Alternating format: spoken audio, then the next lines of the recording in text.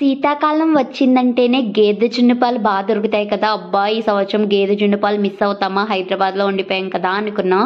అంతలోపు మా అత్తగారు ఫోన్ చేసి జున్ను పాలొచ్చాయి బస్సుకిస్తున్నాము అని ఫోన్ చేశారు.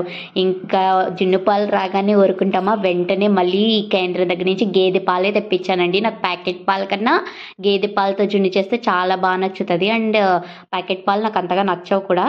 సో, ఇంకా బెల్లము, యాలకులు అండ్ శొంఠి, మిరియాల పొడి వేసేసి బాగా కలిపి దాన్ని 2, 3 సార్లు వడగడతాను. లేకపోతే తుక్కు తగులుతూ ఉంటే అసలు బాగోదు కదా! అండ్ ఈ శీతాకాలంలో జున్ను తినడం చాలా మంచిదండి. అందులో శొంఠి, మిరియాలు అన్నీ వేస్తాం కదా!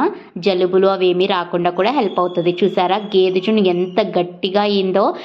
మొత్తం 3/4 లీటర్ వచ్చింది. 3/4 లీటర్ జున్నుని నేను, మా మామ ఒక 10 నిమిషాల్లో ఖాళీ చేసేసాము. అంత బావుంది.